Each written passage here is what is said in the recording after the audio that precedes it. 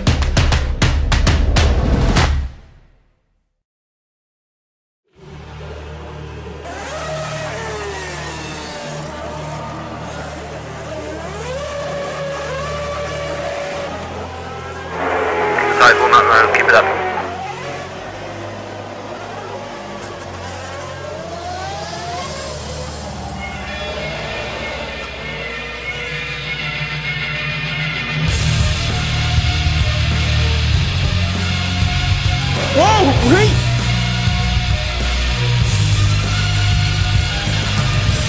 Oh no, big mistake! I had to go back last and down to 9 now recovering. It has been an absolutely astonishing season.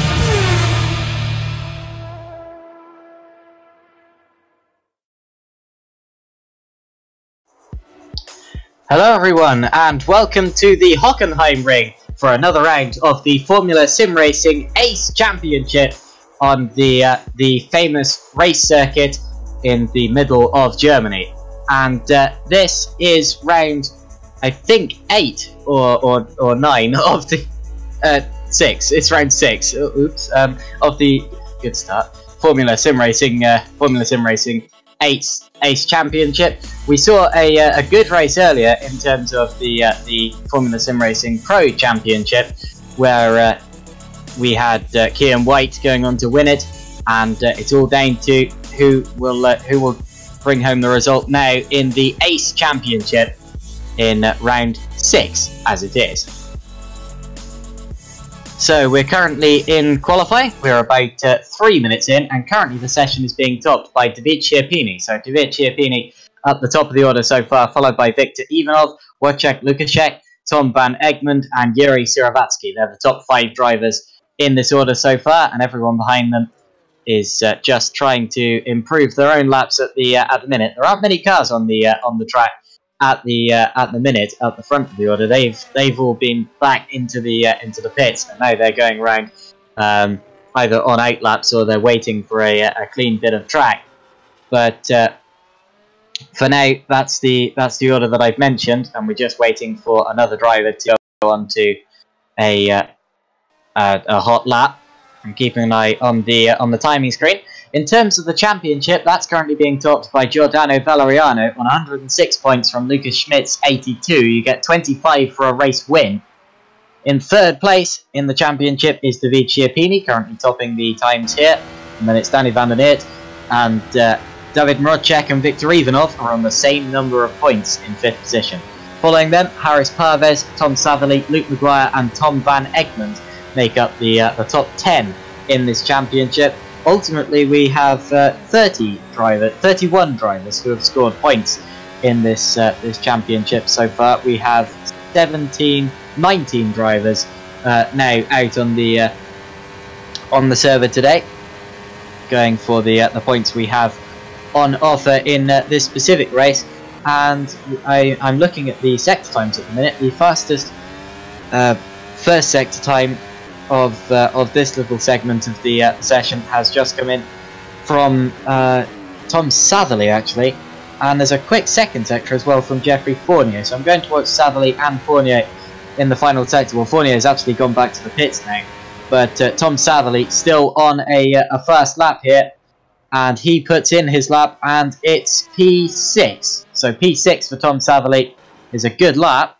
I'm just having a look at Jeffrey Fournier actually, because I don't know whether he actually returned to the pit lane before he exited. And if he didn't, that means that's his session over. Indeed it is, because what happened to Fournier was he went off into the gravel at the Satchkerver, and he's just teleported back to the pits, which means that is the session over from Jeffrey Fournier. Actually, no, I'm thinking of another series, aren't I? I think you are allowed to exit to the pits via the escape key. What's that? You are. So, yeah, I have been thinking of the wrong series there. Apologies. I'm not having a good day today. That's I tell you what, that's the remnants of waking up at 4:30 in the morning to commentate on an endurance race. I'm a bit tired today, but anyway, I'll stop going on about that. As Arif Roslan now has put in a quicker lap than his personal best. Well, actually, that was his first lap, and it's P10. So P10 for Arif Roslan with a 112.085. Currently, the top of the order is a 110.725, and I'm not. Well, I tell you what, I'm being joined in the commentary booth today by by my cameraman Felix van Delft, and also by another commentator who was racing in the pro race earlier, and that is Cameron Rodger. Hello, Cameron. Hello, yes, just missed start the session, but I'm here now, and yeah, it's already looking like some decent times are being put down, because in pro earlier there was only a few drivers getting into the 110s, so we're already seeing the speed of these ace drivers come out. But yeah, very good track we have here today. The race we did just a minute ago in pro was awesome, and I'm sure we're going to get a similar race today. Plenty of strategies, plenty of choices, and yeah, we've got some quick laps being put in today as well. So, Cameron, you were racing in the Pro Championship earlier. What do you think you're expecting in terms of the fastest lap we're going to see in this qualifying session, as Marek Godek puts it to the top of the order, I should say? And in terms of the race as well, what sort of strategy should we be looking out for? Well, in terms of qualifying, I mean, we got to be seeing people getting to the low 10s in Pro. Quali was a 10.3, but that was quite an alien lap from Kian, who got it on pole there. So I expect to see probably 0.4s, 0.3s maybe, if the drivers can get their laps together pretty well. But it is it's not the easiest track to actually gain time around here, because it's quite a quick corner, and usually you get big lap time differences when there's lots of slow corners. But here, even like these last corners that Lukaszek's coming around now, it's so fast in this car. As you see, we're getting 1:10 10s around here. So I would assume possibly into the 0.4s for some of these drivers.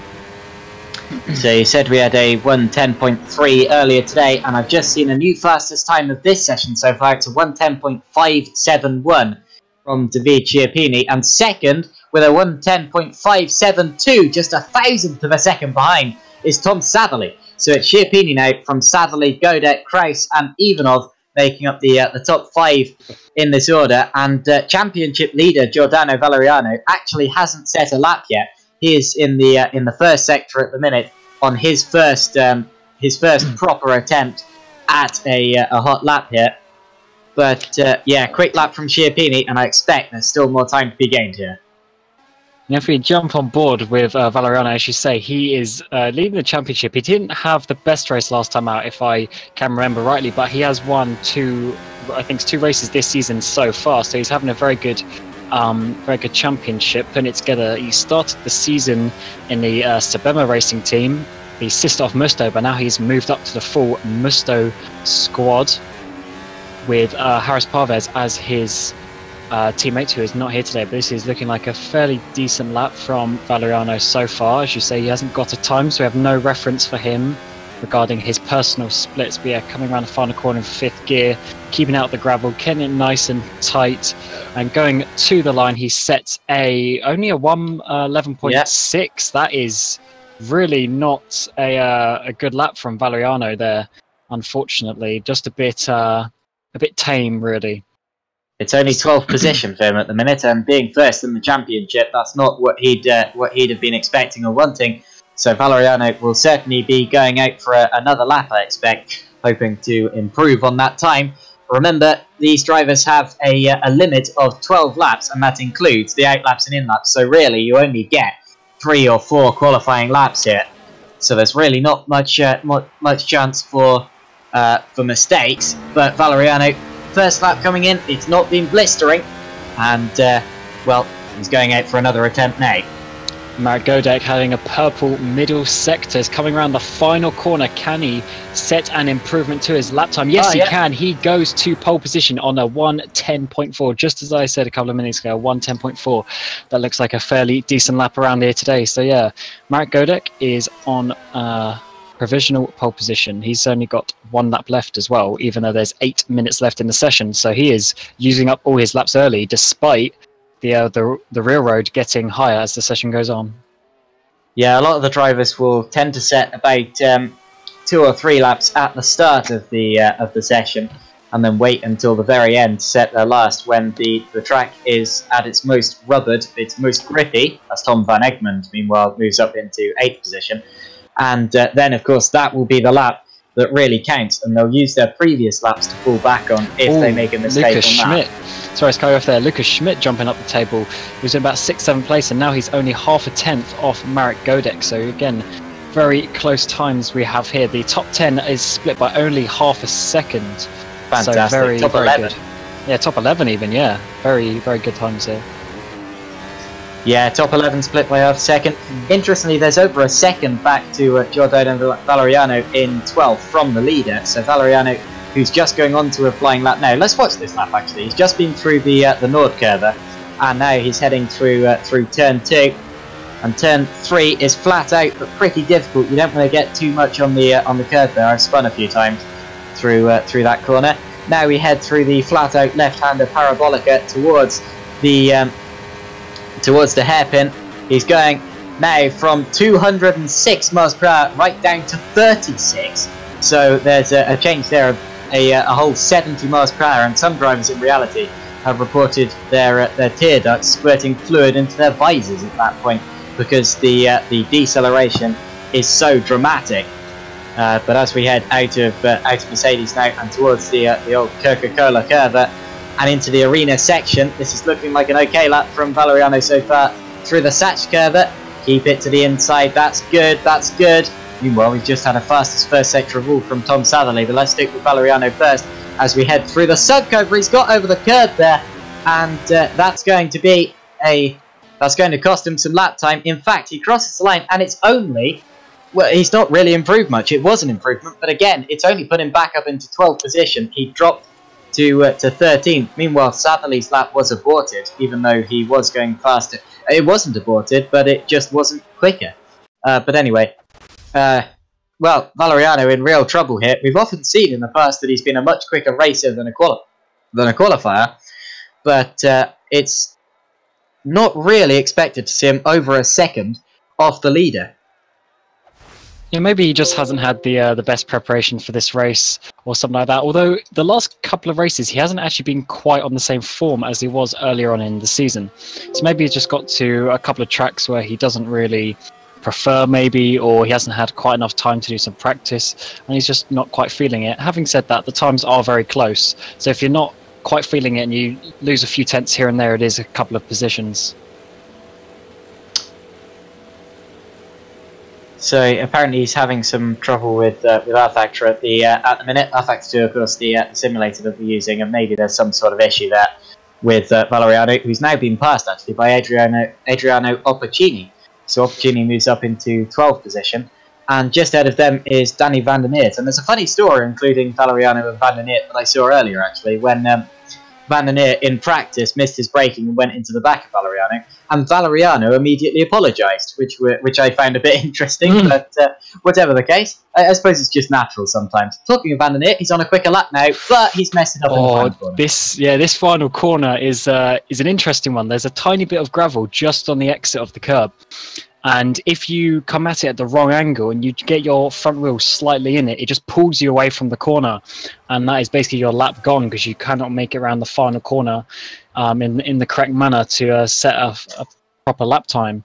So yeah, unfortunately for him, that is his lap gone, and we've got a couple of the leaders now out on laps. Got Marek Godek, who is currently on provisional pole. He is coming around sector 2 right now, coming through turn 9 through turn 10.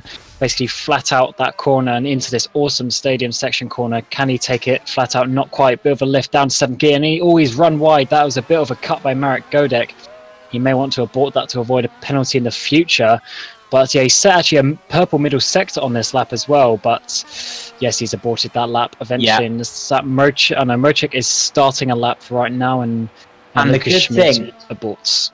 The good thing about stopping that there, actually no, he's not going to get another chance. So Godek, because the lap counter went up to 10 there as he teleported back to the pits, that's his last chance. He's not going to be going any faster, and it's all down to the drivers around him. David Mrček still has some chances, as do Lucas Schmidt, David Chiappini, Tom Savelli, and Phil Kraus. So they're all waiting for another opportunity there. Schmidt, Chiappini, and Savelli still in the pits. Kraus is on a lap here.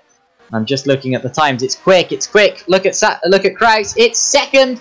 Just 7 thousandths off Godek. That was very, very close there from Phil Kraus. And he is going to get another chance, actually, because he has enough laps left to do it in. So Phil Kraus looks like he's going to be a real contender for the pole position here, as the track is getting more rubber on it. Let's watch David Rodger. He's in the final sector at the minute. Oh, tax the grass slightly. That might be it there. He was going quicker on this lap. That might be it, and he gets over the curb but doesn't get onto the gravel. Now he does. So now he gets into the gravel, spins it into the barrier. It's a big hit, and that will be his, well, not quite his session over. He might get one more chance, but that's certainly not going to help him, especially seeing as he had a real chance to go quicker on that lap until that final sector started to go wrong, and Mrček has stuffed it in the barrier. Yeah, we got Jeff Fournier coming around the final corner right now. He hasn't really set a representative lap just now, and he's wow, yeah, big fish to out final corner, and it's only 11.6, so yeah, not the best laps for the Frenchman, but it seems a lot of people are going out right now. We've got a couple of people on laps. We've got Danny van der Neert actually coming around turn 9, 10 right now. He is on a lap, one of the only people on a lap right now. Most people are going out to start their laps, but he is on one. Very nice there through the stadium section into the Sachs curve. Come around. He's only down in P12 at the minute, so he needs to find some improvements. And this looks like a fairly nice lap, but is it fast? That is what we want to know from Danny van der Neert. Is it fast? Well, it's a bit faster, a 10.8, but still 0.3 off pole position. Real problems now for Luke Maguire. So Maguire, who is 9th in this championship, is having real problems. He's been not able to join the qualifying session, and I've just seen in the chat it's that he's having all sorts of problems with his simulator, and it's simply not letting him into the server. So maybe we're not going to get Luke Maguire on the grid today, and that's a big shame. He has just entered the server as you say that. Ah, great. Commentator's curse worked in reverse. Meanwhile, very quick first sector for Tom Savelli. So Savelli is on for a pole position here, but it's only in the first sector. Let's wait to see what he can do in the other sectors here. I'm not quite sure where the timing beam is for sector 2, but Savelli has just set a blistering first sector. He's heading down into the Mercedes curve. There we go, to the left. That looks like a nice line to me. Slight twitch, but there we go. Properly flings it into the next corner. You can really do this with the wider tyres that we have this year, and it's a quick second sector as well. So Sadly still on for pole here. He's coming through the thatch curve now and into the final sector. Just needs to keep it all together. Don't run over the curb on the outside. There we go. That was nice. Gets it over the curb on the outside, and this will be pole position for Tom Satherley. There he goes. 1:10.340. Fantastic lap. Over a tenth of a second faster than Marek Godek. Pole position, but who can still challenge? Yeah, that is a very good lap from Tom Satherley, putting him over a tenth clear of everyone else when the lap times are so close. That is a very, very good lap from Satherley right there in the Ghostby car, and it seems we have some people finishing laps. Oh no, Lucas Schmidt abandons his lap as I was on board. He pulls it into the pit lane. So let's take a look. Oh, David Chiappini as well. He actually ends his lap by crashing, so that is only P6 for him. So David Mrocek now coming into the stadium on his final attempt. In fact, oh yes, he's going to have enough laps. So yes, coming into the final couple of corners, coming through this easy flat out chicane. Double right-hander to finish. Oh no, he runs wide. Wow. All these drivers are ruining their final lap. So the highest person right now is Phil Kraus in the Flags Fly car, coming into the Sachs curves himself. Sends in there, all bit twitchy on the exit, on the entry and on the exit even. So yeah, this looks a bit unstable for Phil. Can he get the front into the final corner? Yes, he can. Flat out, straight to line. Where can it be for Phil Kraus? It is not an improvement, unfortunately. And so that is everyone. So that's the session that's come to an end. And I tell you what, the big story there is that Giordano Valeriano couldn't manage any higher than 14th position. So our driver first in the championship is only in 14th position, and his main rival, Lucas Schmidt, is 5th. So still not a great qualifying, but he's in the top 5. David Chiappini is 6th and 3rd in the championship. So, well, it's an unusual top 4 with none of the top 3 in the championship in the top 4 in the order. It's Tom Satherley up the top of the order with a 1:10.3, and then behind him we have Marek Godek, Phil Kraus, David Mrocek, Lucas Schmidt, David Chiappini, Wojciech Lukaszek, Tom Van Egmond, Victor Ivanov, Luke Maguire, Danny Van der Neer. Oh wow, Maguire set a lap that was P10 there, despite joining late. Danny Van der Neer, Yuri Sieravatsky, Fabian Ruth, Giordano Valeriano, Peter Schultz, Adriano Opporcini, Pedro Gomez, Martin Branansky, Arif Roslan, Jeffrey Fournier, and George Chatsipantelis.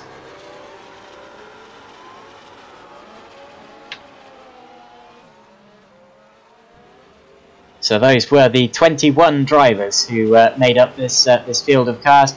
Great lap from Tom Satherley to put it at the top of the order there, and an interesting session from a championship point of view. Giordano Valeriano has a lot of work to do here if he's going to maintain the championship lead here.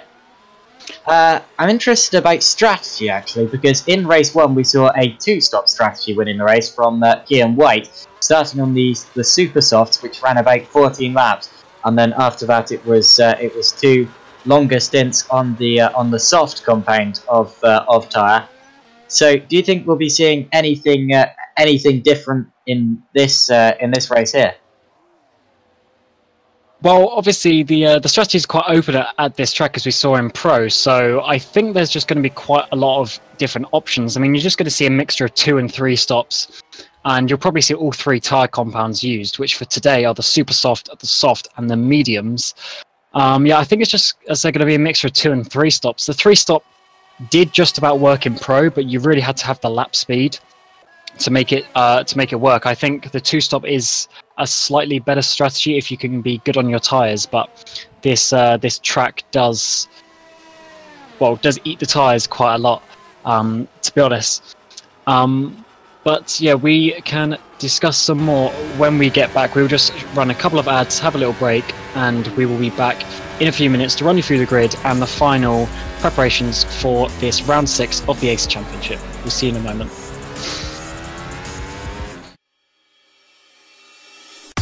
Do you want a more immersive experience?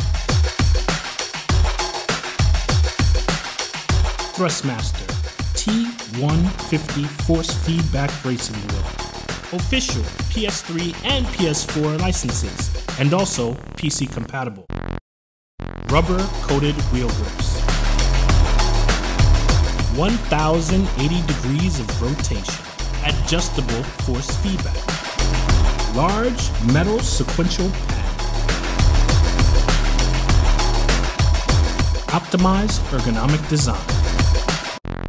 Mixed belt, pulley, and gears system.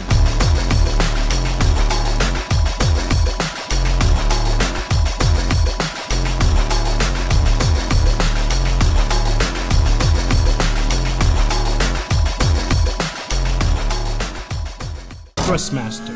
Enter into the real driving world.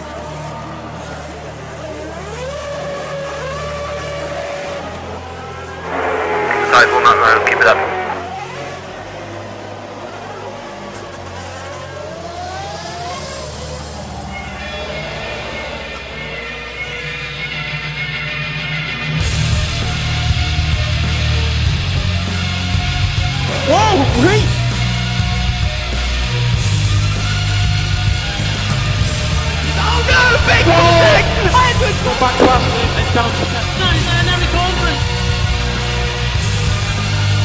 It has been an absolutely astonishing season.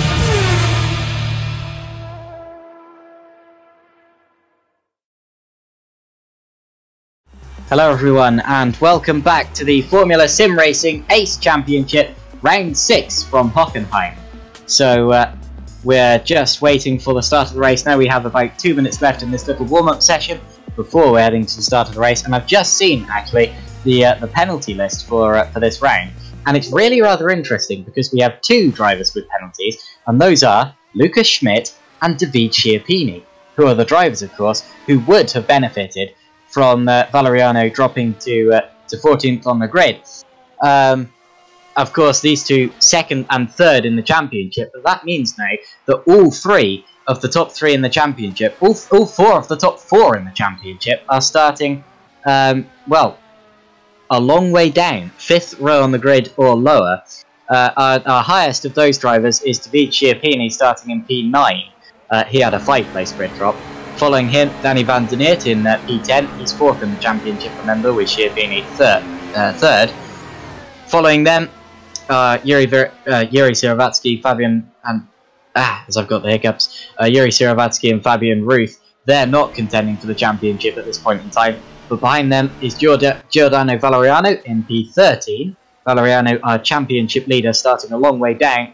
P14 is Peter Schultz, and P15 will be Lucas Schmidt, who is 2nd in the championship, but he had a 10-place grid drop for this round and will start from P15 on the grid. So all of our championship contenders have a lot of work to be done if they're going to gain any points at all here, and it's all going to be about who can climb up the order quicker and who will be ahead by the end of, well, but by the time they get towards the front, if they can at all. You have to remember, some of them are down there on pace alone. They're not down there due to any sort of penalty or anything like that, and that means that this will be a very, very interesting race. We've seen this in the past though. I remember at Silverstone.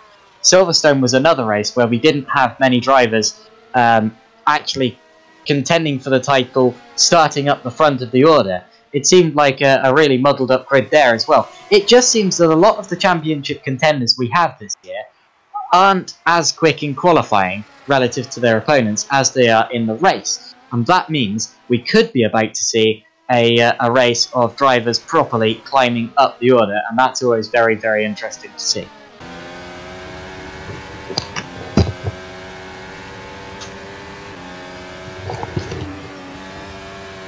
So the warm-up session now has ticked to 0, and the session, or the server, is just about to tick over into the race. Hello to everyone in the YouTube chat, the YouTube live chat. We're live on the Formula Sim Racing YouTube channel and have been for about 40 minutes now, actually. Hello to everyone there. I see Robin Panzer, a Formula Sim Racing driver of his own. Adrian Stahl, Mark, Kevin Peters. Hello, Kevin. Good to see you. Like I did this morning, actually, in the VEC YouTube live feed, and Vanko Leonov as well. So yeah, many names I recognise here. Matt T Gaming HD. Hello, Matt. Yeah, great to see everyone here. And Kian White, our race 1 winner, our Pro Championship race winner here, watching on in the ACE Championship. So yeah, very good race from you earlier, Kian. Well done for that. And well, I can't imagine that you'll be in the Pro Championship for much longer. So it'll be you on this grid very shortly, I'm sure. Luke Maguire. Oh yeah, didn't make the grid, so it looks like he is starting from the pit lane. Yeah, so that is a bit unfortunate for him. His car's sort of wiggling about here. I don't know if he's having some sort of connection issue, but yeah, he is not going to be starting from P8. There will be a space on the grid for Luke Maguire, as he will he will not be taken to this formation lap. Something has gone wrong with the grid. There's a lot of drivers here complaining about their grid position. Martin Brolansky and Danny van der Neert say they're in the wrong grid slot. So is Yuri Siravatsky. And unless there are penalties that we don't know about, there are a couple of drivers highly out of position. Yeah, there are, because look at the server. The server appears to have put the drivers all into the right positions on the grid. but now they're in the wrong position, so I don't know what's happened here. The front wheel seems to be relatively unaffected, but there are many drivers, including Danny van der Nit, who appears to be in P20 here, who are out of position. So something's happened, and unless there are penalties that we don't know about, then something's just gone drastically wrong here. Yeah, we might need to have a quick restart of the warm-up session here to realign the grids, because this clearly is not correct as it is. So hopefully that's the case anyway, because otherwise we're going to have drivers starting well out of position. Like Danny van der Nit, 4th in the championship, 20th on the grid, when he should be in P10. Yeah, in fact now the session is being restarted. So, well, something went wrong with the grid there, whatever the case, and it's just being reconfigured now, and we'll be back with you with the race very shortly. I can't imagine this will take too long to fix, and a lot of drivers will be feeling very relieved about that, I'm sure. Yeah, sometimes when you have people sort of leave and join warm-up and stuff like that, it can do weird things with the grid. So I just got to reset the grid here and get back onto the formation lap, and we will get going again for sure this time for round 6 here today. And yes, we have set the grid. We're going into the race session, so this is it. Drivers already had basically a warm-up lap, so to speak. But yeah, this is it for real now. Hopefully Luke Maguire can actually make the grid this time. That might be quite lucky for him, if that has worked out that way. Well, I'm wondering whether he didn't go to the grid because he was out of position. No, he was in position, so that was just... I don't know there, but whatever the case. Oh, Luke Maguire's made the grid. So whether he knew it was going to be restarted or what, he's made it this time. So yeah, Tom sadly... I tell you what, that's very lucky for him he's there. filled away. Oh yeah, of course. Because start from the pit lane, I mean, even though we have 21 drivers, so it's not the biggest field in the world, but even then you still don't want to be starting from the pit lane when you could be in P8, as Luke Maguire is. Yeah, Tom Savley is leading the field away here on the formation lap. Going quite quickly at the moment. Usually formation laps are really slow because obviously fuel is limited, and every bit of fuel you can save on the formation lap means you have those few milliliters for the race, which is quite helpful. Drivers have 7 fuel mixtures that they can use throughout the race. Obviously, using mix 7, you've got more power, but you also have a lot more fuel usage, so you have to balance it out with overtaking, defending, maybe saving fuel when you're in slipstream behind someone, something like that. So yeah, any fuel that you can save here will be highly beneficial. But this is quite a quick outlap from Savley, I have to say. George Chatzipantelis from P21 is barely come down to the hairpin, and Savley is already coming up to the end of sector 2. He's going to be sitting on the grid for quite a while. So going through the grid order again, it's going to be Tom Satherley starting from pole position in that bright red car fielded by GS Racing, and it's a GS front row because GS Engineering has Marek Godek in second position. Following them is Phil Kraus, followed by David Rodger, Wojciech Lukaszek. That's interesting, Rodger, Wojciech Lukaszek. That's difficult, but anyway. Tom Van Egmond in 6th, and then it's Victor Ivanov, Luke Maguire, David Schiappini, Danny van der Nit, Yuri Sierwacki, Fabian Ruth, Giordano Valeriano, Peter Schultz, Lucas Schmidt, Adriano Opporcini, the only driver fielding the Halo device, interestingly, Pedro Gomez, Martin Branansky, Arif Roslin, Jeffrey Fournier, and George Chatzipantelis in the other GS Racing car, so GS Racing bookending the field here. And now we are seeing Tom Savley already in the grid box. He's going to be waiting quite a while for the rest of the field here. And well, when everyone's in position, we'll be waiting for the red lights to come on, and when they go off, we will be underway here for round 6 of the ACE Championship of 2018.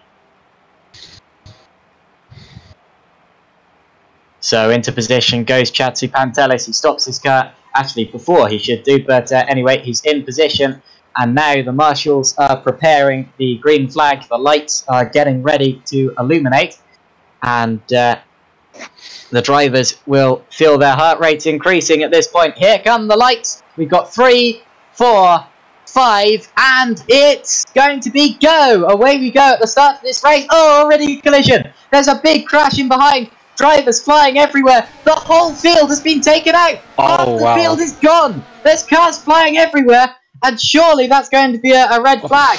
And if not, there's going to be a lot of drivers wishing it was. But there have been many, many drivers taken out in that. I expect some of the championship contenders were included. Yeah, Valeriano's missing his front wing. Schmidt is missing his front wing. Gomez is missing his front wing. Chatzipantelis, Brinansky, they're all damaged. What a manic start there. I didn't even see what happened. Phil Kraus is out of the race. I don't get what happened there. It looked like one car stalled, another went into him, and then half the field ended up rolling over each other. But that is one of the messiest starts I've ever seen to a Formula Sim racing race. And I don't understand quite what happened there, but there are many, many cars that are going to be pitting or retiring from the race on this lap, I'm sure. Yes, it looked like it all started from, I think it was Phil Kraus. It seemed I think he stalled on the line. He didn't get any starting lights. He's saying now he didn't get any starting lights. He couldn't see when the lights were coming on. Therefore, he wouldn't have started the race. And, well, he would have just been run into by the cars behind. So, Yeah, we're going for a replay now, and I'm going to have a look at this. Yeah, he just straight up, he didn't move. So, yeah, clearly he didn't see the lights, or I don't really know. I'm trying to get a position on the car behind him, but yeah, well, it's difficult. He was starting third, and, well, away from behind went the rest of the field. He got hit by Wojciech Lukaszek.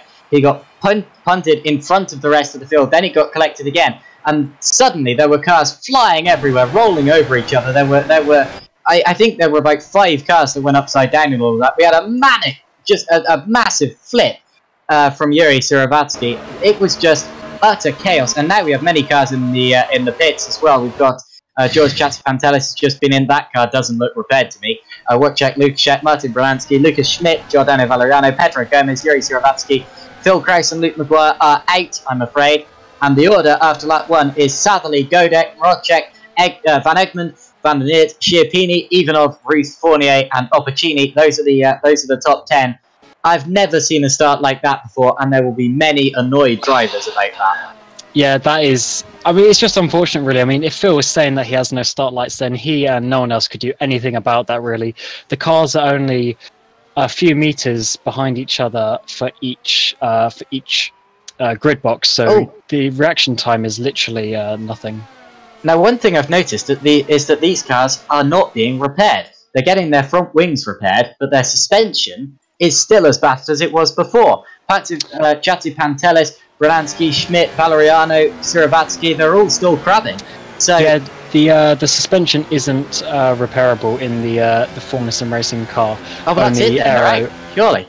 Well, yes, you can keep going, obviously, but it is very difficult if you have really bad suspension damage. But I mean, for me, in Canada Pro, a couple of races ago, I did the whole second half of the race pretty much with about 10 degrees out of my steering, and I still managed to get quite a good result. So it's not impossible. It's just you have to be very careful, and if your car is undrivable, then unfortunately you do have to make the tough decision of just retiring from the race, unfortunately. But yeah, that is one of those things that happens in sim racing, where start lights or technical difficulties happen, and that happened here for Phil Kraus. I'm afraid we've lost Pedro Gomez, and we've also just lost Giordano Valeriano. So our championship leader, completely the innocent victim. I saw on that lap he was crabbing very badly. He's out of the race. So unfortunately, through no fault of his own, in the worst start I have ever seen to a sim race, is out of this race on lap 3. So terrible news for Valeriano. I'm having a look at the start from his point of view. He slowed okay, but it was actually Lucas Schmidt from behind, who obviously either didn't see the wreckage or didn't slow enough, who went into the back of Valeriano's car, tipping Valeriano into a big spin, and then Valeriano clobbered several more cars, got hit by Chatzipantelis, got hit by well, he got hit by pretty much everyone there, and I'm afraid there was absolutely no coming back from that. Out of the race has gone Giordano Valeriano, and out of the race also Pedro Gomez, Phil Kraus, and Luke Maguire. Just the worst start I've ever seen. Yeah, it's just unfortunate. It took out so many drivers, because Ah. often in these situations it only takes out 1 or 2. But we got 5 DNFs currently. But And one of them's still... Lucas Schmidt. So we've lost our top 2 in the championship now. They're both out. Lucas Schmidt and Giordano Valeriano are both out of this race after the opening incident. Now, in terms of the championship, our other 2 drivers in the top 4 are Van der Aert and Schiappini. They're running 5th and 6th, so they're going to benefit absolutely chunks of well, they're going to benefit a lot of points from this. I still believe it'll be Valeriano in the lead of the championship after this, as there was technically no one who could have actually passed him in the order going into this round. But still, that's going to be a big hit to him, as Schiappini and Van der Aert are going to pull in bucket loads, and they could, well, Schiappini could overtake Schmidt in the championship if he continues to jump up the order. So, well, just a manic start. But anyway, back to the field. We've still got a battle for 2nd down to 4th here. Godek is being trailed by Van Egmond and Rodger. They're running together through the final corner at the minute. And as they come across the line, I still think the 3 of them are going to be separated by about 1.5 seconds here. Indeed, well, it is about 1.5 seconds between the 3 of them. So still a battle for 2nd, and they're not that far off Satherley either. Satherley just 1.5 seconds up the road. Of course, they're still quite close together at this stage in the race, as they would be. But it's Satherley from Godek, Van Egmond, Rodger, Van der Aert, Ivanov, Schiappini, Ruth, Fournier, and Opportuni here.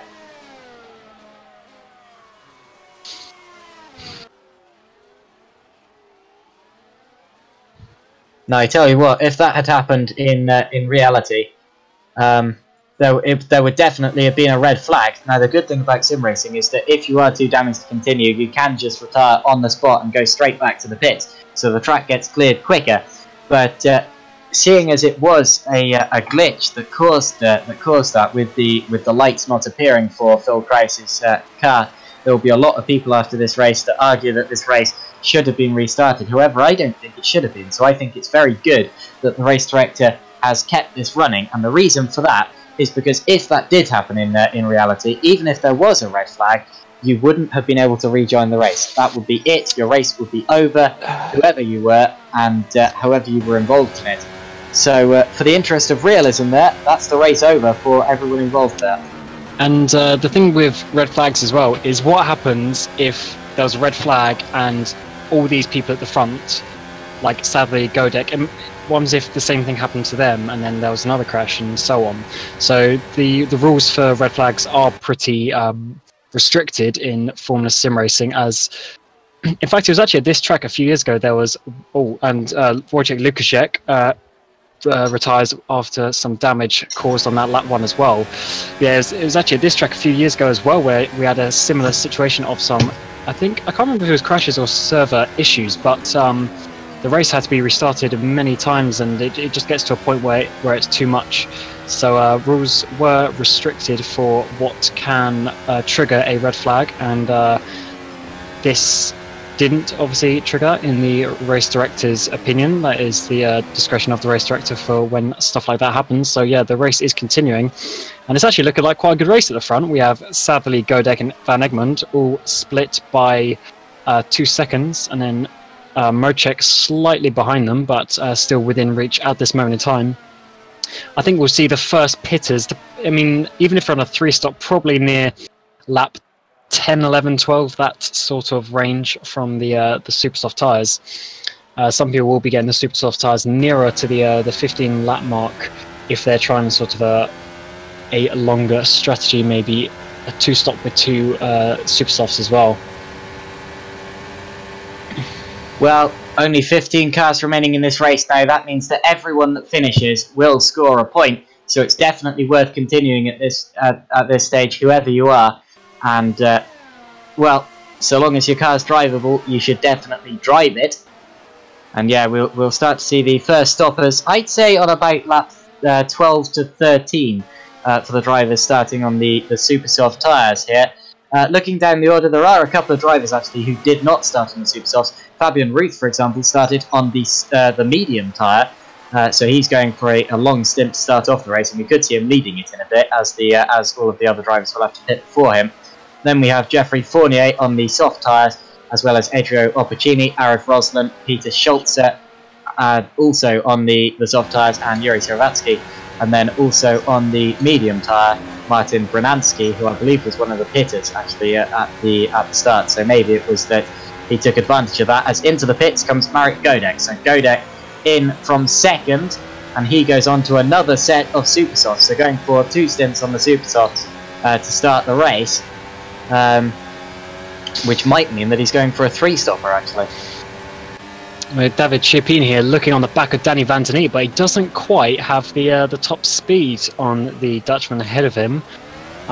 Maybe he's... I actually want to have a look at whether he was using some fuel or not. And no, look, it just looks like he sort of got to his... yeah, I think it was actually, possibly just saving a bit of fuel there, because he got to a point where the car just wouldn't accelerate anymore, but it didn't look like the gears. So yeah, he's probably just saving fuel here behind the 2 Netrex guys in front of him. And this is quite a crucial race for Chiappini, because his 2 main championship rivals have gone. We just look at the table. Chiappini is currently 3rd, and he is 38 points. Wow, he's 38 points behind Valeriano. Didn't realise the gap was that big. So yeah, this is quite an important race for him to get points back on Valeriano, who seems to be, or at least was, running away with the championship a little bit. But yeah, this is a good race for him to get points back. And talking of Valeriano, he actually tried to rejoin the session, but unfortunately that is not enabled in Formula Sim Racing. So once you are out of the race, you are out, unfortunately, and that is your race over. So yeah, Valeriano, that is him definitely out of the race. So Schiappini still attacking the back of the 2 Netrex cars, Ivanov and Van Den Eek, running together on the road, followed by David Schiappini.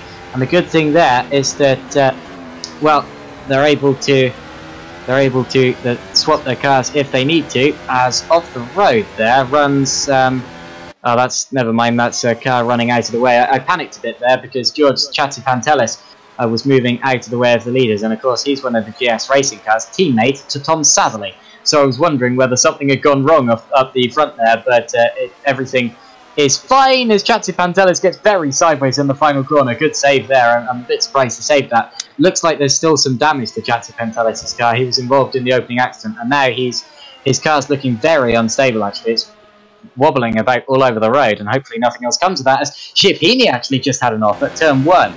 Running very, very wide and over the grass, and he's lost a lot of time there to the Netrex cars ahead of him.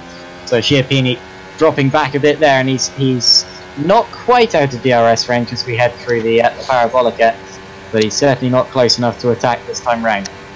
Did we miss Marek Godek pitting? No, I said Godek pitted. Oh, okay. Now I must have just been reading some chat in the discussions about whether there should be a red flag or not. But yeah, Marek Godek pitting already, which means he's probably going on a 3-stop strategy. Very aggressive, trying to use the tyres as much as he can to get the lap time to make up the seconds lost from making an extra pit stop. It seemed to work for Tom Oldermenger, who came second in Pro earlier with a 3-stop strategy. So it's definitely possible. So I have to see how that plays out in the end. But for now, his teammate, or his sister teammate, I should say, Tom Savley, is staying out like pretty much everyone else at the front, it seems. So yeah, they're going for a slightly longer strategy. Yeah, Godek definitely pitted a lot earlier than I expected to go into the other set of super softs. That's why I said he was possibly going for a triple stop strategy here, as he pitted for the ultra soft, which not the ultra soft, the super soft, which I didn't think he would. But yeah, definitely pitted earlier than the others.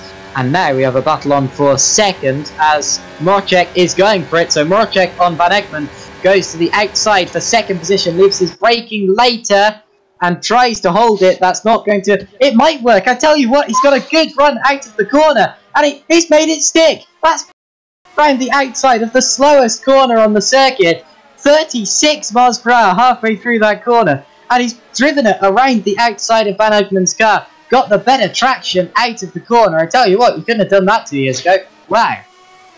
Yeah, that was very good from David Mocek. No contact as well, just nice and clean around the outside. Tom van Egmond had to take a really tight line, so he had a slow exit. And then also on the exit of turn 10, a few corners later, he got stuck on the curb. So there's now a little bit of a gap between the two drivers. So that's Mocek up into second position. Tom van Egmond dropping back a bit, leaves Satherley with a 3.5 second lead coming into lap number 13. And Schiappini's got Van der Neert, so Schiappini has passed Van der Neert on that last lap. I'm not quite sure how that happened. I'm just going to go back and see it. He went to the inside of the hairpin, so it was like it was like the Marocek move, just a bit more normal. Left his braking later and through he went. So that was a pretty standard move, but an effective one and a good one. And Schiappini is now up into 5th position, ahead of Danny Van der Neert, and now he's chasing down Van der Neert's Netrex teammate Victor Ivanov for 4th position, as Ivanov also chases Van Egmond. And yeah, Marek Godek has overtaken Jeff Fournier. Jeff has not stopped yet. He is on the soft tyres, but Godek has pitted and he's got past the Oromia driver of Fournier. So this is working out well for him if he can make some overtakes happen, because he's going to need to make up some probably near 20 seconds over the course of the race to the people ahead of him who are on 2 stops. So having said that, sadly, as making a pit stop, this is sort of half and half between where you'd see someone pit for a 3 and a 2 stop. So maybe he's going for a slightly different choice, and Tom van Egmond follows him in. Oh, and Danny van der Neert follows him in as well. Let's see what tyres they take. So sadly, has taken a set of the soft tyres. So this is keeping his options open between a 2 and a 3 stop. Van der Neert takes the softs as well, and Tom van Egmond does. So yeah, these guys are all leaving their options open as to what tyres they take later on in the race. Yeah, that's good to see. That's expected. That's what I expected and when I expected it. And yeah, Van der Neert, Van Egmond and Satherley all going for pretty predictable strategies there. Although Satherley is actually just coming just behind Marek Godek, so Godek has jumped in there because Godek did the stop first, and now has jumped him. And Godek is not on another set of Supersofts. Now I thought he was, but maybe that was just my simulator not updating quick enough. But whatever the case, Godek on a set of soft tyres, so he has genuinely taken the lead of the race here. However, he's on older tyres. Older soft tyres. The reason he's got ahead here is because he got on the fresh tyres sooner and then just started setting quick lap after quick lap, using the slipstream of the cars ahead, etc. So Godek has properly jumped Satherley and is effectively leading the race now. And that's not good for Satherley, because that means he's effectively on a very similar strategy to Godek, meaning he is genuinely racing him and getting held up by him. As into the pits comes Schiappini and Ivanov. But that's very interesting, as Marek Godek, who I thought had taken himself out of this little battle for the lead, has actually taken it. Oh, and yeah, Schiappini and Ivanov going side by side on the exit of the pit lane. Ivanov managed to get past, but yeah, obviously they were having a nice little sort of battle on the pit limiter. But yeah, Victor managed to stay ahead and is into, well, what is now P9, but there's a few people left to pit. Well, actually, Schiappini might look for a move here down into the hairpin. But as we saw earlier, he hasn't quite got the top speed. Oh no, but he's going for a bit of a dive bomb here, and he's going to hit the Invictus, and that is Arifozin, who has gone around a bit. Now some more suspension damage for him. Looks like he already had some anyway. And now Victor is going to try and come back at Schiappini down into, or no, on the outside even, into turn 8, but that is not going to quite work. But that is unfortunate for Arif Roslan, who lost, what, 3 positions there because of the contact from Schiappini. Schiappini going quite big onto the brake pedal, trying to outbrake Ivanov, but that did not quite work out.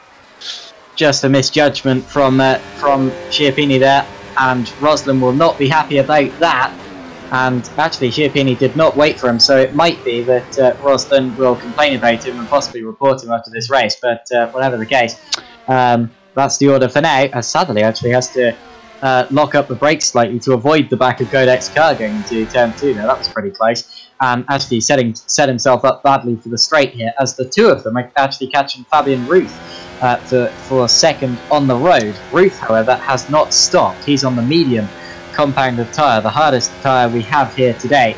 And the leader of the race at the minute is David Rodger, who's made his tyres last, his super soft tyres last quite a long time actually. He's still running in the lead of this race, as I see another change. That's was that Schiappini and Ivanov again going side by side? Yeah, they are battling out through the hairpin, and Victor's still trying to get past down into turn 8 again. He's going to try to go around the outside. Can he make it work this time? Yeah, he's going later on the brakes, trying to hold it on the outside, but no, not quite enough room there. It is possible to go on the outside of that corner, but you do have to be quite thoroughly ahead, and Mrček is into the pit lane.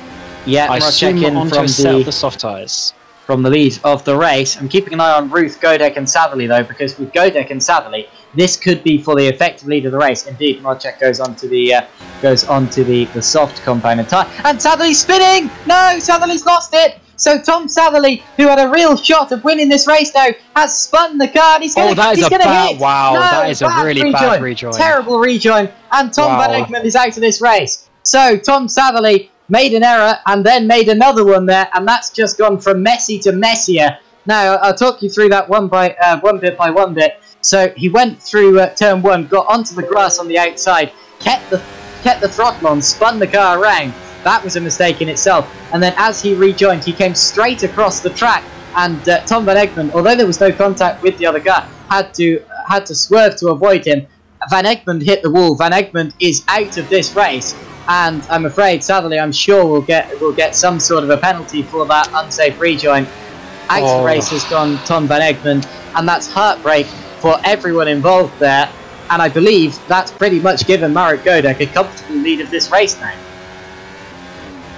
Yeah, it was a tricky position for Satherley to come in, but I'm just looking on the replay. Yeah, he came completely across the track, luckily avoiding was that Fournier, but Ton, yeah, just hit the wall, couldn't go anywhere else, and yeah, that is really not a good rejoin from Satherley, unfortunately, because he was in the lead of the race, but now not only did he lose the lead of the race to his teammate in the pit stops, but he's also down into 8th position and possibly looking under the steward's review after the race as well. So yeah, unfortunately not a good couple of laps there for Tom Satherley, but he's going around the outside of Opportuni now, but Opportuni keeps position for now, although they are opening up DRS, and Satherley is going to be slipstreaming.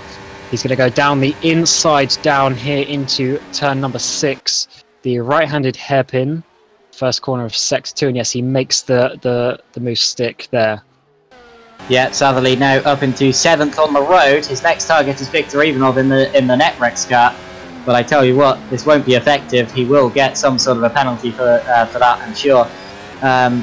But Satherley in 7th position at the minute, chasing Viktor Ivanov, and I'm looking at the leaders as well, because actually Fabian Ruth has been hanging on to this, and that's costing Godek time, because Godek will be faster than Ruth at the minute, and he's having to stick behind him due to just simply not being able to follow him. Although Ruth on the harder tyres, as into the pits comes Adriano Opportuni.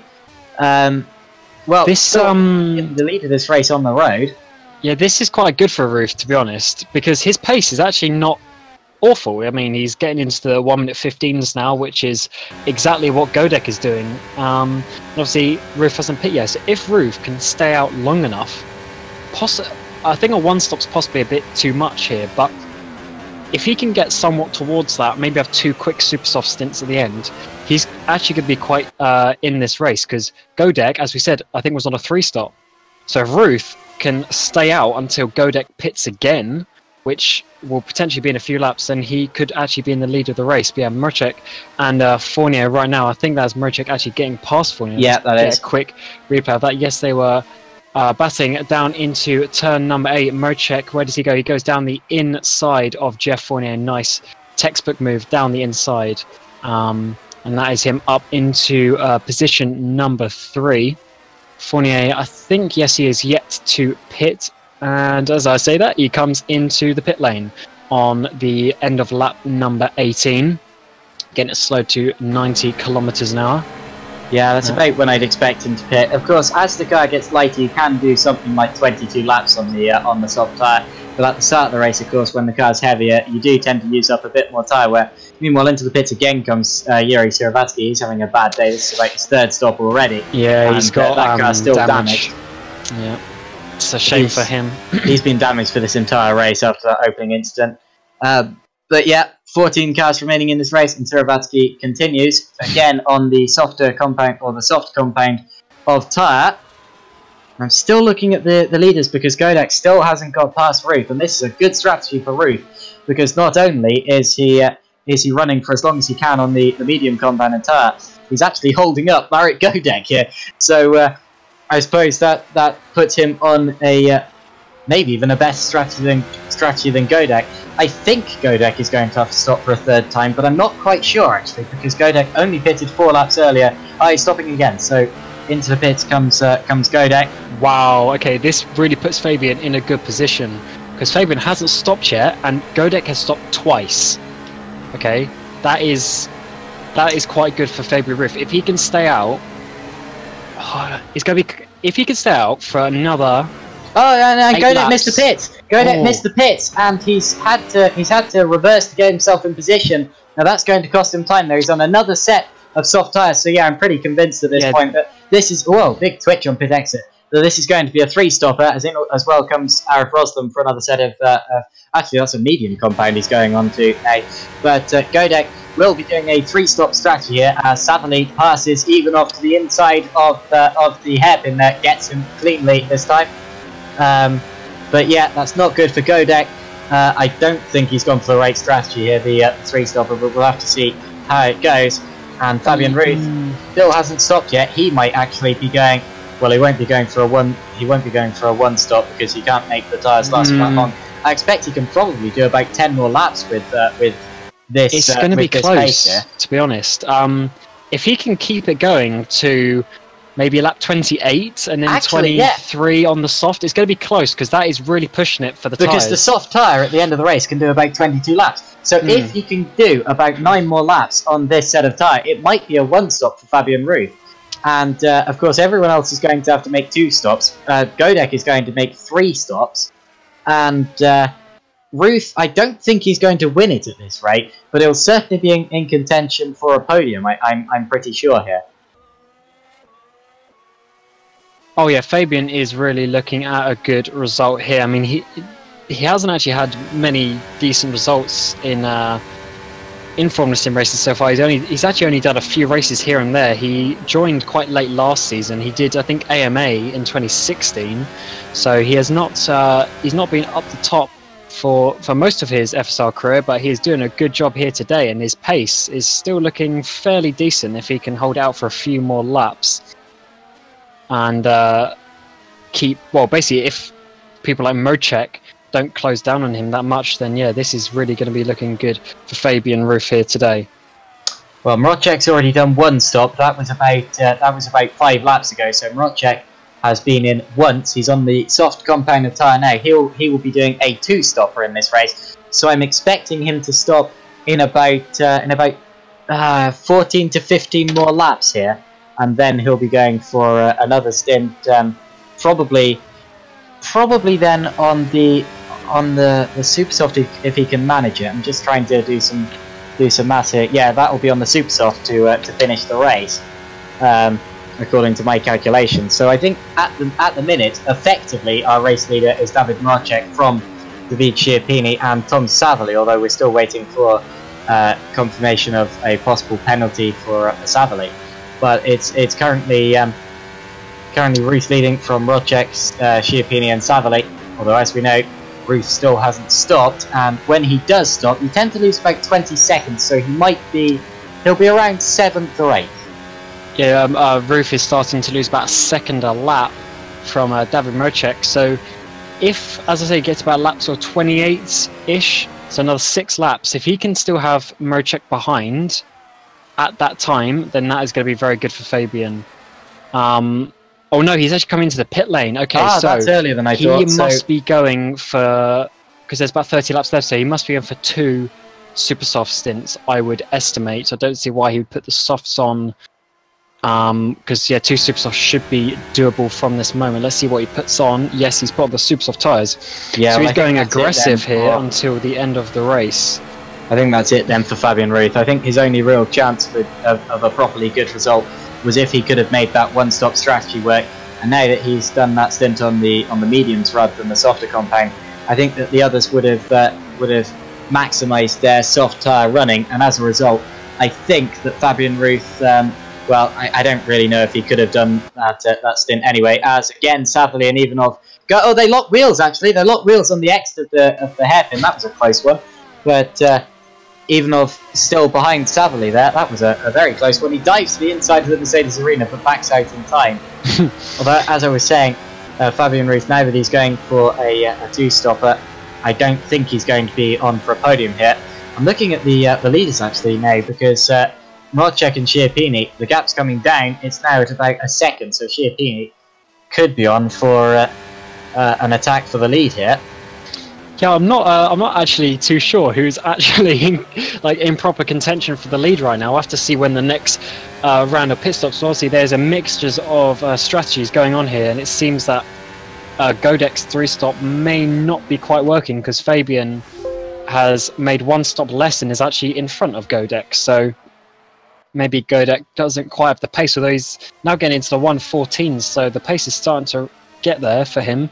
So that is gonna, the gaps ahead are going to close down in the next few laps, but he's still ahead of where Mocek would come out, for instance. So it's not all bad for Marek Godek just yet, but he does need to start making up some time to make this this strategy work.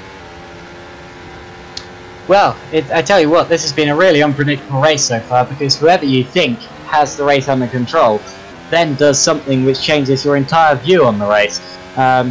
So of course, the person I feel really sorry for here is Tom van Egmond, because if he hadn't been taken out in that incident, which wasn't his fault, then I'm sure van Egmond would be in real contention for the lead of this race at the minute. He was effectively in second place already, I think, or in third when it happened.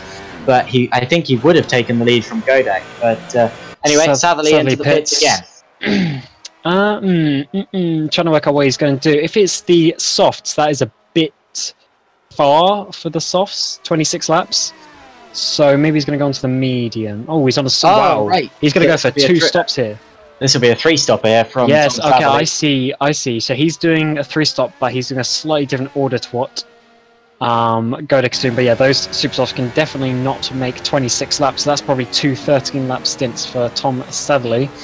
So I'm not sure this 3-stopper is working, and it worked for their teammate Tom Oldermenger in Pro, but that the race wasn't quite as competitive at the front of the field. I mean, obviously right now the top 7 are all basically in contention for the win in one way or another, and in Pro it sort of worked out a bit better, but here it doesn't seem like it's working out just yet. But we will have to wait and see for a couple laps to see where David Mocek or when he makes his pit stop, and then where he comes out, because right now I think he's going to come out in between Godek and Savily. Between Godek and Savily, yeah, that seems like about right. Might actually drop slightly behind Savily, might Rodger when he makes his pit stop, and that would be interesting, as Savily would not feel inclined to give him any space when that actually happens. But yeah, I think it's this race is really still quite unpredictable, and we just have to sort of stick with it and see what happens at the different points in the race. There's not really anyone running together on track at the minute. I think the closest you're going to get is the battle for the lead, which is still separated by less than 1.5 seconds between Mocek and Schiappini. But now it's all about when the drivers will stop next, and who's going to stop next here. And to be honest, it's quite difficult to keep up with sometimes. The great thing about feature-length racing like this 75% Grand Prix distance is that you never quite know who's leading. It's like an endurance race, really, because you have the different strategies and things like that involved. You know, things can change in an instant, and as a result, you never really know who's leading until the pit cycles sort themselves out. Meanwhile, I should point out Schiappini is within DRS range of Rodger, or was very briefly. So if he can do that in the DRS detection zone, he might well be in contention to possibly go for an overtake down towards the hairpin. although I don't think he will be close enough through that DRS detection zone there. He wasn't. But Schiappini still sticking with Mrocek here, and yeah, it's going to be an interesting race to the flag, this one. I can feel it. Oh, and a couple of laps ago we actually lost Jats Pantelis. Now, I didn't notice that, but he has now retired from this race as well. Now, I said he was struggling with his control earlier on, and in fact that's been an accident at turn 1. So obviously that team not really liking turn 1 today, the GS Racing team.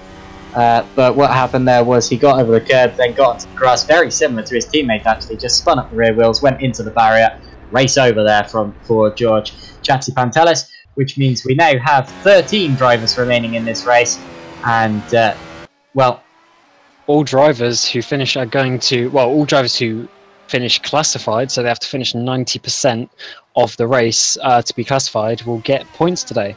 And someone who's clearly going for that is Peter Schultz. I've just been watching his on board. He's got some suspension damage and he is 11 seconds away from the nearest car, and he is still going, obviously trying to get some points for his championship. Unfortunately, he actually has been involved in quite a few accidents this year. Mostly weren't his fault as well, so he just wants to get some points on the board, but that's good for him. At least he is still continuing with damage, like a couple of the other cars from here, from that unfortunate first lap incident. He's got a very distinctive helmet design, hasn't he, Peter Schultz? With that, yes.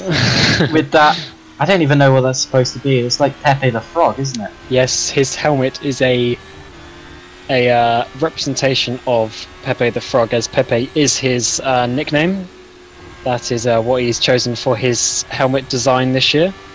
Just very, looks brilliant as he's going around like that. You wouldn't get that in reality. It's just fantastic. But anyway, Peter Schultz still running in 11th position. I don't think some sponsors would be happy with that in real life, but it is obviously allowed here in Formula Sim Racing, as the admins have approved the helmet to be added to the car. I don't know, you could always get the RSPCA on board or something like that, you know. Yeah, it's all done in good gesture. That's Tom Savley, I just realised, has gained about 4 seconds on David Mrocek in the couple of laps since he has made his pit stop. So this...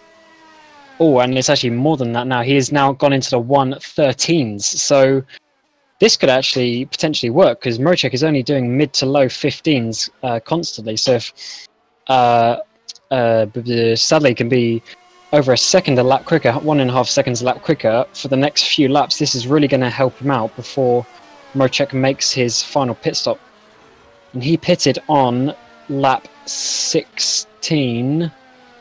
So, okay, so maybe he is going to be going for another set of super softs at the end, is Mrocek, which would be quite a good a battle with Savley when Savley comes out on another set of super softs as well, because obviously if there was a step in the compounds, it would be a bit more difficult for Mrocek to have a performance balance towards Sadly, who's going to pit a lot later than him.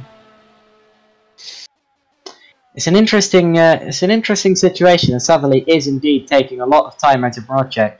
Remember, there's Godek ahead of him as well, who we reckon is on a 3-stop. But now that we know that Savley is on a 3-stop as well, I reckon that puts Godek right back in contention for this race victory here. I think it really is between Mrocek, Godek, and Savley here, and we have other drivers as well that could come into play, like Schiappini, who's sticking with Mrocek, and Fabian Ruth as well, who's on the alternative strategy. Don't forget him.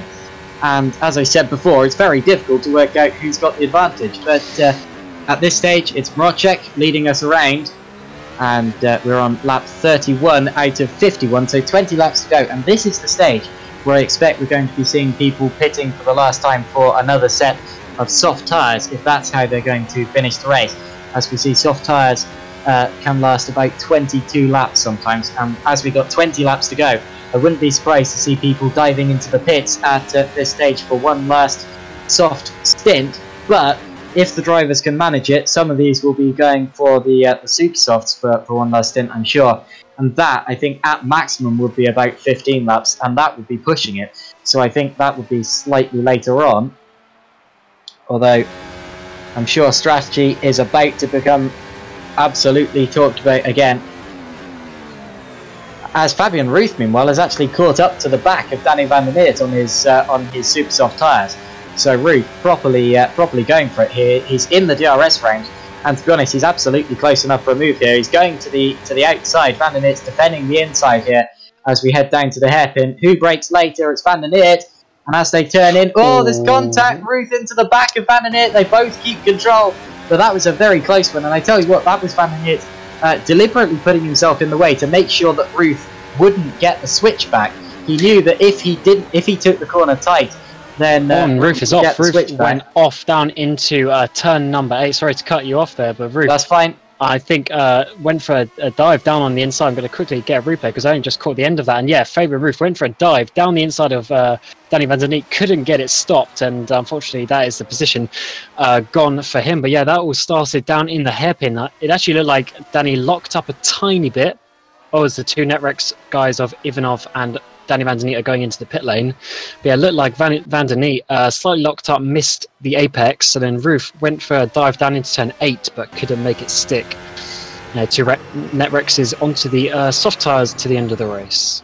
And now have a look at who is directly behind Fabian Ruth, and that is Marek Godek, who of course is running away from Tom Satherley. Now Godek will have to stop once more, I think, and that means he will probably end up doing a 2-stopper here.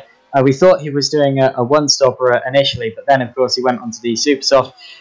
So now, of course, he's on a 2-stop strategy. Godek on a 3-stop. He's made 2 of them, which means all 3 of these drivers you see here are going to have to pit one more time. Ruth, Godek, and Satherley, and that means this could well be the battle for the lead of the race here.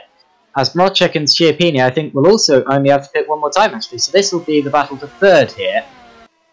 As Rodger and Schiappini, though, will have to pit earlier. I'm just looking at when the last time they stopped was. Pitting. Schiappini is pitting right now. Yeah. So he is probably going to just mirror what the Netrex guys are doing and going on to a set of the soft compound tyres. It's a bit too early for the super softs. If Mrocek can stay out to probably lap 36, lap 37, that is when the super softs are going to really come into play, and he can make some ground. Oh no, he's doing 18 laps on the super soft. Wow, that is a little bit too much, I think. I think that is a little bit too much, to be honest. That is a big ask on those super soft tyres. I mean, 15 is already starting to push it, but 18, another 3 laps, that's going to be a bit difficult for Schiappini. I tell you what, that looks to be a mistake for by my reckoning, but of course we will have to see. If Schiappini's just somehow managed to find something which means he's able to conserve those tyres, then absolutely go for it. But that's an interesting one from Schiappini. I'm expecting Mrocek to pit soon, and we'll soon see where he stands. Any of these 5 drivers that I've mentioned could win this race. I thought it was between Mrocek and Schiappini, but now I've seen, of course, with Schiappini, as Mrocek pits now, but with Schiappini going onto these super softs, I'm really not sure he's going to be able to run to the end of the race. Certainly he won't stay on the same pace the whole time. Now what Mrocek do? This should be a set of soft tyres, I expect. Yeah, he should go onto softs. Super soft. Oh, it's super soft! Oh, wow. This is really starting to push it, but I don't know. As a driver myself, having just raced in the pro race, looking at these lap times, it is making Schiappini is actually undercut Mrocek there on pit exit. Schiappini takes the effective lead of the race, I think. I wonder if ahead of them are all going to have to stop again. As Satherley is actually right with Godek here. He's going to the inside, in fact, and Satherley's going to get him. There we go. Satherley to the inside, passes Godek. And at the same time, Mrocek is going around the outside of Schiappini. Can he make it stick? No, Schiappini slightly squeezed him there, but a tiny bit of contact, but nothing. No harm done. Yeah, Mrocek trying to hold it around the outside here. Almost on contact. He's going to go down the inside. Schiappini's going to have to let that one go. But yeah, I wonder if Schiappini just came in a couple laps early to try and get the undercut. I mean, unfortunately, it hasn't worked out now, but if he did, that was quite a big high-risk strategy, especially that he hasn't got the track position now, and also overtaking is not the hardest thing in the world around this track. What an unpredictable race. Godek comes into the pit lane. This is Well, he has to go not for the super soft, surely. If the other two have gone for Mocek has super killed his engine. Mocek has killed his engine. Ah! He is out of the race. soft. No! That's... Wow, okay. Ah! Well, Mocek was really in contention for this race, so that's terrible to see. I'm just lots of going people in to the pit have lane a... now. Well, actually, sorry. While you look at that, Godek has come out onto the soft tyres, which is what we thought they would pick. Jeff Fournier is taking another set of super softs, and Opportuni has gone into super softs as well. But yeah, David Mocek, I wonder if he was using boost. So obviously, as I said earlier, Quite there's possibly. the mixtures, but there's also the engine boost. Now, this is only supposed to be, well, you can use it in the race, but in terms of engine wear, it's only really supposed to be used in the qualifying session because it has really high engine wear when you run it. And he has obviously turned that on at some point, and he's blown his engine because that is the only thing I can think of, unless he was running too low radiator. Well, that's terrible for David Mocek. He had a real chance of winning this race, and now the engine's blown. He was full throttle coming out the final corner, as they normally are, but it didn't do anything. It just caught fire. So Savily pits now. So Savily, yeah, this is actually this is good for Ruth because Ruth still has to make a pit stop, but everyone behind him does, apart from Chiappini. So, oh, actually no, Victor doesn't. Okay, my bad. I slightly forgot a couple of pit stops there, but Ruth is still in a fairly decent position because he's basically half a pit stop ahead. So when he comes out of the pits, he's going to need to be near enough a second a lap quicker, but Chiappini's got to go a long way on those tyres, and Victor is on a harder compound. So Ruth is still in contention here, at least for a podium, which is what we didn't think earlier on. But this strategy from the Ghost Speed is probably not working, and sadly is going past his teammate down into the hairpin. And yeah, that is sadly gone past, sadly on the super softs when Godek is on the soft tyres. Now, in all of this, I'd completely forgotten about Victor Ivanov. He's really in contention for it, because he does not have to stop again. He's only just buying to beat Chiappini. And remember, first place, Fabian Ruth does have to pit, so Ivanov could still win this race as well. And, well, I'm just worried about tyres, because Ivanov actually is the only driver on the soft tyres out of this bunch, actually. He pitted about 20 laps from the end on the soft tyre, well, 18 laps from the end. Chiappini went on to the super soft, which means he'll be faster for now, but surely his tyres are going to go off before the end of the race. I reckon that Victor Ivanov is in the best position of any of these drivers at the minute. So Ivanov, who a few minutes ago I thought was going to finish 6th, looks to be about to win the race. Well, this is a real turn of events, but don't discount any of these other 5 drivers for the race victory. We still have Fabian Ruth leading this race. He will have to stop again, but he'll be stopping a lot later, which means he can push to the end. And we'll have to see what sort of a pace he can produce, and how much pace Chiappini will lose towards the end of that stint. As into the pits comes Peter Schulze from 10th there, as I've still got the hiccups. And Jeffrey Fournier passes Arif Roslan there for 7th position. So there's been a change. What a manic race this has been, and into the pits now comes Fabian Ruth. So Fabian Ruth from the lead of the race, he will lose the lead to Chiappini and Ivanov. He might come out, well, he'll come out anywhere from 4th to 6th really, but we'll have to see. It's all down to how good his in-lap there was. So Ruth gets going again. Where is Van den Eert? Van den Eert is coming down the straight here, and he's going to sweep around the outside surely. Yeah, Van den Eert goes through.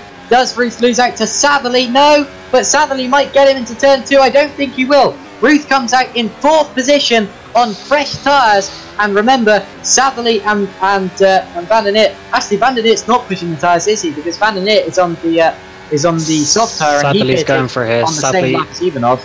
Sadly, he's going for it here down onto the inside of Fabian Ruth. This is quite important for Sadly's race that he gets past, because he needs that track position as Ruth has the tyres. I think it's more important for Ruth, actually. Ruth needs to stay ahead here if he's going to have a chance in this race, because if he loses out, he can't capitalise on those super soft tyres, and he knows it. He absolutely has to defend here, but Savily is going to get the switchback and pass him. Sadly goes through into 4th position.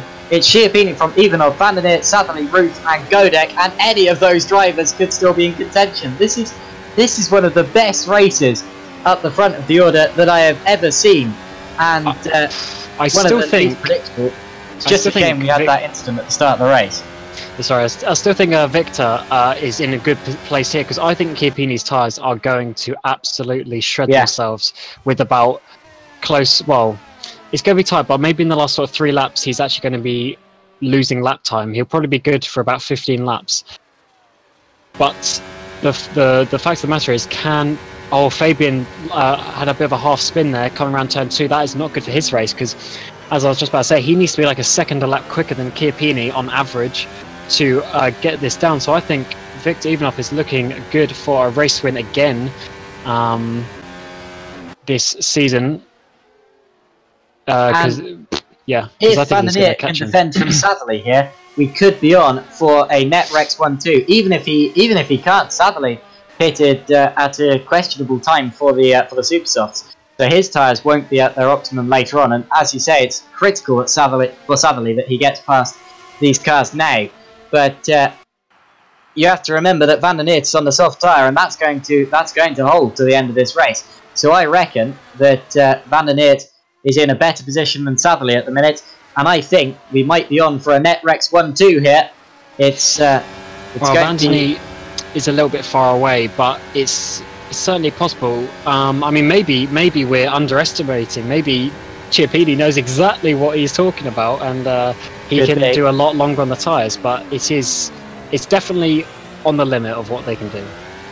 Into the pits now from P11 comes Martin Branansky. It's been a tough day for the Neosoft engineering cars. They currently have the final 2 running cars, but at least they're still running, and at this stage that means sadly it's going down on around the outside of Danny Van der Neert here. Can he make it stick into the braking zone? We saw last time Van der Neert locked up a bit, and he did the same this time, but sadly he's trying to get the switch back. Didn't quite get the momentum, but he's now getting back into the slipstream of Danny Van der Neert. Can he put a dive down here into turn 8? It looks like he's going to... Oh, it looked like he was just thinking about it, but he didn't actually do it just then. And this podium spot for Sadlerley is certainly here. However, he's going to have to be wary of those tyres compared to what Danny Van der Neert can do on the softs, as you just said. Danny will be able to push a bit more, have that bit of extra confidence that the tyres aren't going to die. Well, it's certainly going to be an interesting end to the race. Of course, Schiappini is extending his lead for now on the super soft tyres, but of course he would do, and he needs to do that, because sooner or later he's going to start to drop off the pace, I'm sure, and then Ivanov will be right on him. And I don't know if Van der Neert's going to be able to gain either, or in time. It all depends on how badly Schiappini's tyres do go off. But it's certainly close for all of these positions here, and well, Sadlerley and Van der Neert side by side again. Sadlerley is going to pass him before the corner, in fact. Can Van der Neert get him back here? He's going to stick it to the inside, but has to stop to avoid him. So Sadlerley goes through into third. We saw that coming for a long time, and through he has gone. So Tom Sadlerley into third position now from Danny Van der Neert. Of course, he's on the super soft compounded tyre, but again, this is a situation where the quicker driver here might not be in the better situation, because as the tyres start to wear, it's going to be the soft tyres that are quicker. So, well, the tides might be about to turn again. Victor Ivanov has lost some time to Schiappini. Well, he would have done. I'm trying to have a look. Yes, so maybe Chiappini doesn't know what he's talking about. It's just a few tenths here and there, but he's still pulling a little gap on Ivanov. Maybe this isn't such a slam dunk win for Ivanov as I thought. Chiappini, he's already got a race win this year, hasn't he? If I remember correctly, I can't remember which race it was now, but he's definitely a race winner this season. Chiappini won in Paul Ricard. Ah, yes, that was it. Yes, you are correct. There's a bit of contact with one of the ACR cars, if I remember, in the start of the race, and then he went on to take quite a nice victory there. So he's certainly one of the more contenders in this championship, and as we mentioned earlier, he is looking good for some points gained today. He's quite a few points behind Valeriano, but with Valeriano getting a total of 0 today, a race win and 25 points would be very helpful for Chiappini. And of course, Ivanov also won a race earlier this year. He actually won the last round at Silverstone. The top driver in this race who hasn't yet this season is Tom Satherley. He's in 3rd position at the minute. And the other 3 wins of this series so far have been taken up by Giordano Valeriano, who retired after just 2 laps of this race. So that leaves the championship open for the other drivers to take advantage of that. And after that lap, the gap for the lead is 3.4 seconds, so still coming out at this point. And then there's 11.1 seconds back to Tom Satherley. And then it's Danny Van der Neer, Fabian Ruth, Marek Godek, Jeffrey Fournier, Adriano Opporcini, Arif Roslin, Peter Schulze, Martin Branansky and Yuri Suravatsky. And those are the 12 drivers still remaining in this race. Remember, they're all going to score points if they finish like this. Have a look at Godek and Ruth, actually, as Godek is actually going to the outside for 5th position here. So still don't count out Godek for a good result here, maybe even a podium. He tries to get the switch back on Ruth, doesn't quite manage it. But he might be in contention as we head down into the Mercedes arena. It's difficult to pass there, and he doesn't go for it. And probably quite wisely, that's a difficult place to do it. And of course, we've seen drivers. I think Godek did one move earlier on Satherley where he, well, I think it was Satherley, where he went wide and over the escape road there. But still fine at the minute, running behind Fabian Ruth, and he needs to just set himself up for another opportunity down into the chicane.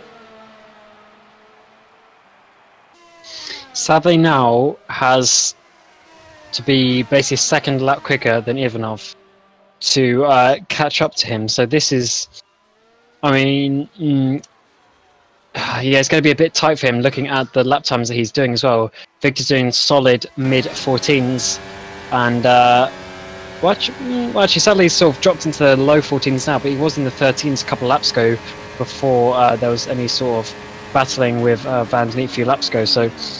And Ruth tried to go to the inside of Van der Neer, missed his braking point, and Van der Neer got the switch back and went back through into 4th. That just sort of surprised me there. But Ruth again going on the offensive, going to the inside of the Mercedes corner, and through he goes. So Fabian Ruth up into 4th now from Danny Van der Neer. Ruth up into 4th, and Van der Neer down to 5th, and Godek there to attack, I'm sure. This is a good race from Ruth, isn't it? I said he hasn't had the best career in FSR so far, but this is a very good race he's putting together, using those mediums in that first stint to get himself in a good position, because he didn't lose that much time on them. So it's put himself in a nice position here. He's got ahead of Godek. And remember, Godek was P2. Well, actually, he was leading after the first round of pit stops as well. And now Ruth is, a few seconds ahead and looking like he might quite easily finish ahead of him as well. So this is a good race from Ruth thus far. Yeah, definitely. He finished 5th last time out at Silverstone, which was his best result yet with this series. But up until that point in the series, he hadn't scored any points. As Godek now passes Van der Neer as well. So Godek up into 5th, Van der Neer down into 6th. But yeah, Ruth running in 4th at the minute. He's going to continue his top 5. Well, I'd say streak. It only started last time out, but still 2 top 5s in a row is a good result from Fabian Ruth, and well, that's great to see. Danny Van der Neer, yeah, not quite on the pace. Well, actually, he's fairly similar on the pace of Victor Ivanov, but he has obviously lost 10 seconds somewhere when they were very close earlier on. But he hasn't actually lost that much time to Victor as such. It's just the 3 cars of Satherley, Ruth and Godek have got past and are now filling that gap that was in between them. But yeah, Danny Van der Neer also not having the worst race in the world here, although I'm sure he might be a tiny bit disappointed considering where Victor is up the road. But Victor is now 5 seconds even away from Chiappini, who is leading this race still at the front, and Victor has dropped into the 15s on the last couple of laps, and Chiappini is still is now getting into the high 14s. He's losing a couple of tenths every lap or so. So the pace is certainly dropping off for these guys as the tyre wear starts to kick in with 5 laps to go. However, an interesting point is that with 5 laps to go, the gap for the lead is 5 seconds, and Chiappini still appears to be the quicker driver. So I reckon that Chiappini is actually making these tyres last up the front, And what a great win this is going to be when he delivers it from 9th on the grid from David Chiappini. He got through the carnage at the start and has just kept his tyres, kept his strategy, and has held on to it.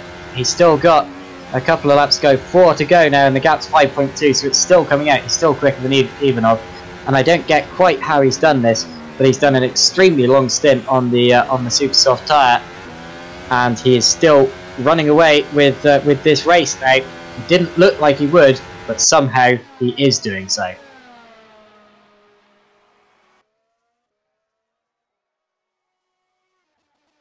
Now I'm just having a look at the start from on board Chiappini to see how close he was to not being in this position at all. He actually did get caught up in it. There was slight contact with a car,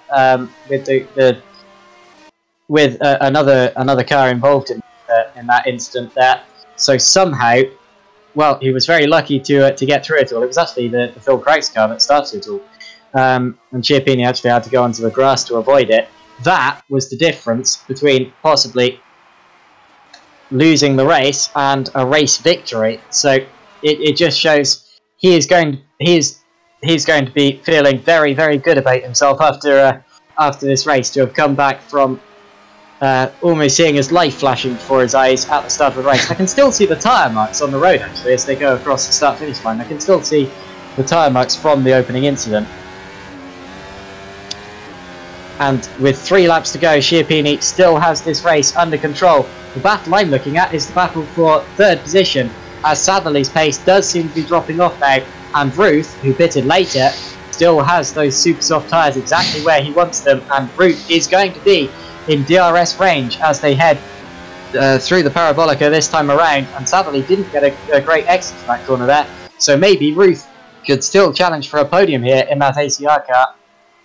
Indeed, he's going to. So Ruth goes to the outside of Tom Satherley here, down into the hairpin. And does he get the switch back? Whoa, big twitch from Satherley, who goes across to the inside of the track there.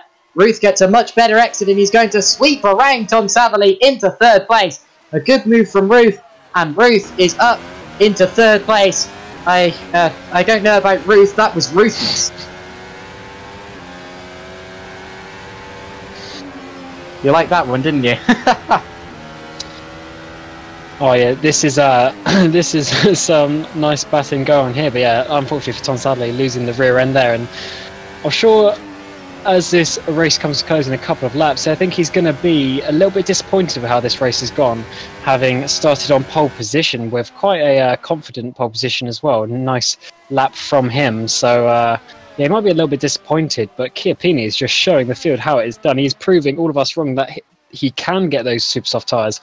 About, what was it, 18 laps in the end he was going to have to do on them, because he's now almost 7 seconds ahead of Viktor Ivanov. So yeah, this is good. And actually, Tom Satherley might lose a place to his teammate Godek right now. Godek is slipstream past, and maybe Satherley is saving a bit of fuel because he was very, very, very, very, very slow on that straight. So maybe he does have some fuel issues or something like that.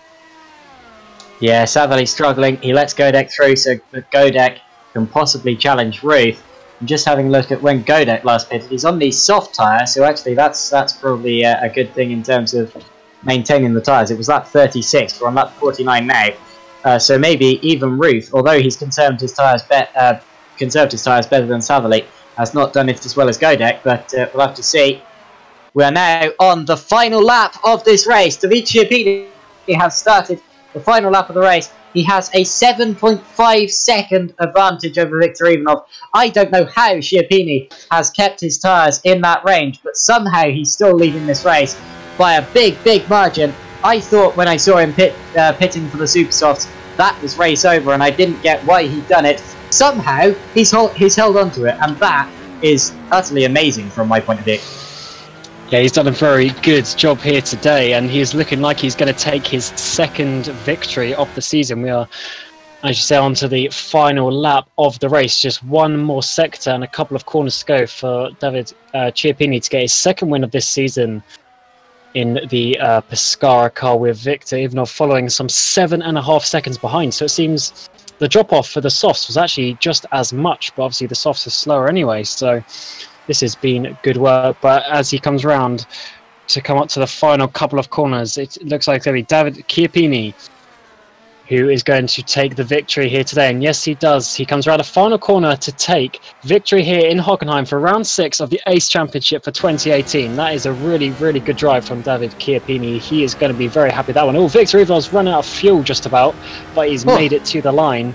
And Fabian Ruth with, I think, his first podium, that is, in FSR, followed by Marek Godek and Tom Savley, then Danny Van Den Eet, all within a few seconds of each other. And Jeff Fournier getting P7, which I think is his highest position to date after only doing a couple of races this season.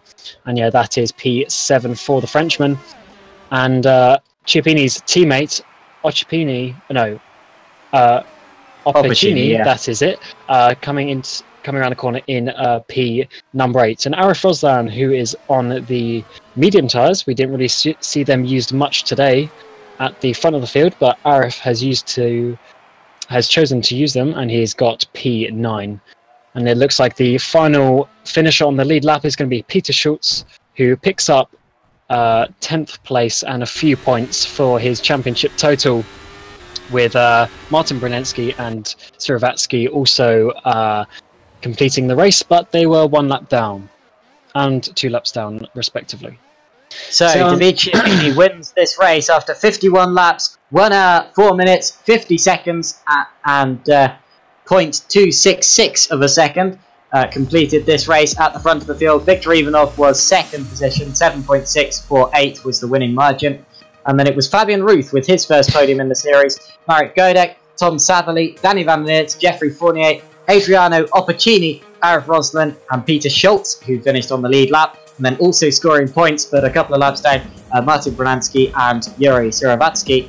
And then we had quite a few retirements in that race. Basically half the grid retired there. We had David Mrocek, George Chatzipantelis, Ton van Egmond, Wojciech Lukaszek, Lucas Schmidt, Giordano Valeriano, Petro Gomez, Phil Kraus, and Luke Maguire. The 21 drivers I just read out. We had 9 retirements in that race, many of them at the very start of the race in a massive, massive pile-up. But the drivers that did continue in the race took advantage of it, and David Chiappini has won this race from 9th place on the grid.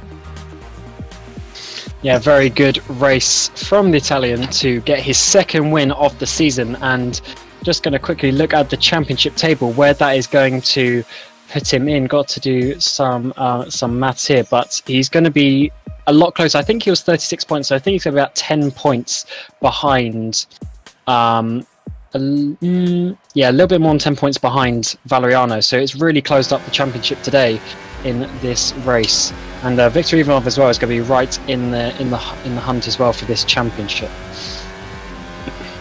Well, I'm just going to calculate it. Of course, that's 25 points for David Chiappini, which means he's now on 83. He's 1 point ahead of Lucas Schmidt, so he's in 2nd position in the championship now, and chasing down Giordano Valeriano. Chiappini takes 2nd in the championship as Schmidt does not score in that race, and that has really closed up the championship. Yeah, and what a exciting race that ended up to be after the crash at the start, and then the craze of different strategies and whatnot that we saw throughout the race. But that just about wraps up here from Formula Sim Racing Ace. We have the World Championship coming in about, I think it's about an hour's time from now. Yes, an hour's time from now. We are getting the best drivers that we have and some of the best drivers in the world take part at this Hockenheim ring. But until then, just say thank you for watching, and from myself and Josh, it is goodbye. See you then.